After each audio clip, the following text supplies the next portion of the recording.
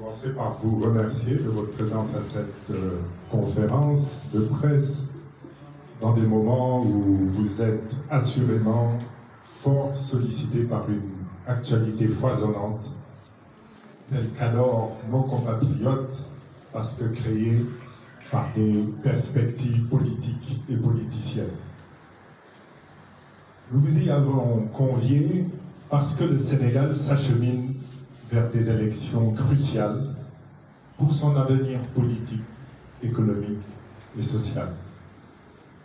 En mars dernier, notre pays a vécu une troisième alternance. L'histoire n'a donc pas été créée ce jour-là. Elle s'est simplement répétée, faisant la fierté de notre nation comme exemplaire en Afrique, avec la belle confirmation qu'au Sénégal, ce sont les électeurs qui décident. Nous avons vécu depuis 8 mois une nouvelle gouvernance.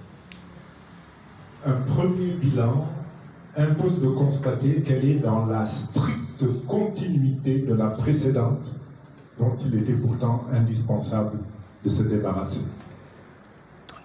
Rien de neuf, rien de nouveau, sinon des cris de « au voleur », pour l'instant sans suite connue, et quelques rumeurs de scandales financiers tout frais.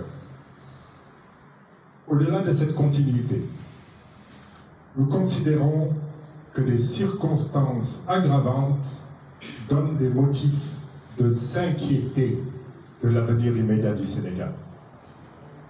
La seule digue, le seul frein qui pourrait empêcher ce que nous percevons comme une catastrophe probable ne peut n'être que du résultat des élections du 17 novembre 2024 qui permettront à notre pays de disposer d'une nouvelle Assemblée nationale. Or, des actes et des appels à la violence pourraient les perturber, confirmant d'ailleurs une volonté en projet de transformer notre Sénégal en un pays de non-droit. Nos premiers mots seront donc un nouvel appel à la paix et à des élections paisibles, suivant en cela le discours du président de la République, particulièrement inspiré avant le démarrage de la campagne électorale. La provocation est venue par des responsables d'un parti au pouvoir qui n'a pas fait l'objet de condamnation. Ils ont été suivis du saccage du siège d'un parti de l'opposition. Nous avons ensemble noté que les autorités se sont dispensées d'appels publics au ministre de l'Intérieur et de la Justice pour retrouver le plus rapidement possible les fauteurs de troubles et leurs commanditaires. Nous avons ensuite été témoins d'un début d'escalade. Notre message de campagne a été très tôt, très clair à ce sujet. Tous ceux qui appellent ou usent de la violence pour gagner des voix, quel que soit leur bord, ne les cherchent pas pour l'intérêt du peuple qu'ils doivent représenter, mais pour le leur propre. Le sacerdoce est une peine. Il n'est pas recherché par la violence. Aujourd'hui, le Sénégal apparaît comme un îlot de stabilité dans la sous-région. Il a pour l'instant échappé à l'instabilité et à l'extension inexorable des zones de non-droit depuis plusieurs années en Afrique de l'Ouest et dans d'autres régions du continent. Leur dramatique progression s'opère sous l'effet de plusieurs facteurs. Le terrorisme, à la fois cause et conséquence, les trafics internationaux en tout genre, enfin et bien entendu, les violences faites aux constitutions par des régimes souvent en place à la suite d'élections non ou peu contestées.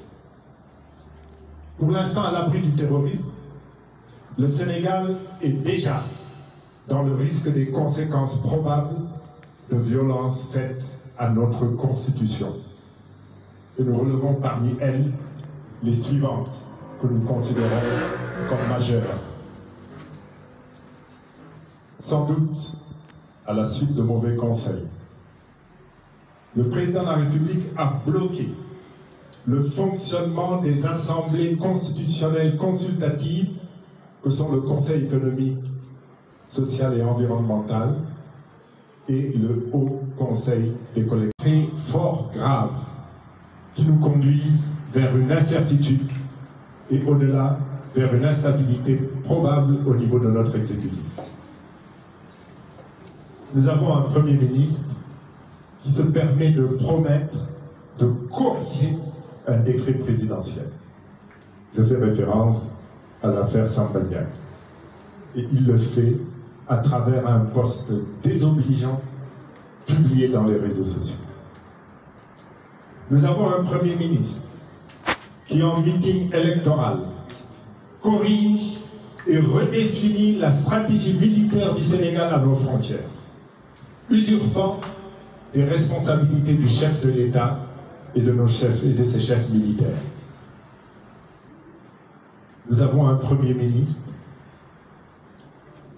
qui dénonce publiquement l'incapacité à agir de ministres placés sous sa direction, ceux de la justice et de l'intérieur, et qui menace de leur substituer les milices de son parti pour affronter physiquement ceux qui perturbent sa campagne, le tout dans une déclaration étonnante qui les cite après un président de la République ramené au même stade.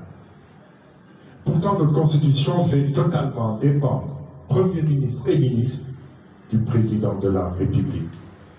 Pourtant, dans le même temps, la justice suit son cours. Des individus ont été arrêtés, mais le Premier ministre tient dans la même déclaration à confondre ministre de la Justice qu'il met à ses ordres et la justice dans des déclarations de campagne. Qu'il sache que le ministre de la Justice n'est pas la justice dans notre pays. Ces exemples sont cités afin que nous puissions constater ensemble que dans notre pays, le droit est en train d'être nié, l'État malmené, comme si l'objectif du projet est de plonger le Sénégal dans un chaos propice à une remise en cause définitive de son statut d'État de droit par petites touches aujourd'hui et par des séries de lois prétextes demain. C'est la raison pour laquelle cette conférence de presse vise à souligner à quel point l'heure est grave. Que tous, citoyennes et citoyens, soyons debout pour dire non et nous opposer à ce funeste projet. Non par des pierres ou des cocktails Molotov, mais par les bons choix que nous permet le fonctionnement de notre démocratie le 17 novembre prochain. L'Assemblée nationale est la pierre angulaire de toute démocratie. Mais jamais au Sénégal, elle n'a tenu son rôle. L'Assemblée nationale s'est contentée d'accueillir une majorité automatique. Elle se contente d'applaudir. Et plus récemment, en y ajoutant des insultes et des bagarres entre députés. L'heure est venue de rompre avec ce passé. L'heure est venue de quitter une continuité tout dernièrement vécue avec Benno Yakar. L'heure est venue de ne pas donner une majorité automatique au régime en place, ouvrant ainsi la porte à une quasi-dictature dont les prémices sont déjà vécues. L'heure est venue de choisir des députés indépendants, plaçant l'intérêt général avant tout et celui de la patrie avant celui de leur parti. L'heure est au choix, l'heure est venue de rompre et de choisir des hommes et des femmes de valeur, non parce qu'ils se seront déclarés tels, mais parce que leurs actes passés le prouvent. Il est essentiel pour l'avenir du Sénégal que son peuple soit représenté à l'Assemblée nationale par ses femmes et ses hommes de valeur. Il se trouve sur la liste de la coalition Sénégal-Kessé, dirigée par le ministre Thierno Alassane Sall. Leurs députés refuseront les attitudes sectaires et de politique politicienne. Ils accompagneront le régime dans tous leurs projets considérés à l'avantage de la nation. Ils exerceront pleinement leur droit de contrôle de l'activité du gouvernement et d'évaluation des politiques publiques. Ils auront pour seule vision l'intérêt de la patrie. Notre peuple a gagné le combat de l'alternance à la présidence de la République. Il est urgent, désormais, de gagner celui de l'alternance à l'Assemblée nationale. En rejetant résolument ce faux slogan de campagne électorale qu'on nous répète, qu'on nous rabâche depuis 1960 et qui est « Peuple, donnez-nous une majorité de main pour nous applaudir afin de mieux vous servir ». Je vous remercie de votre attention.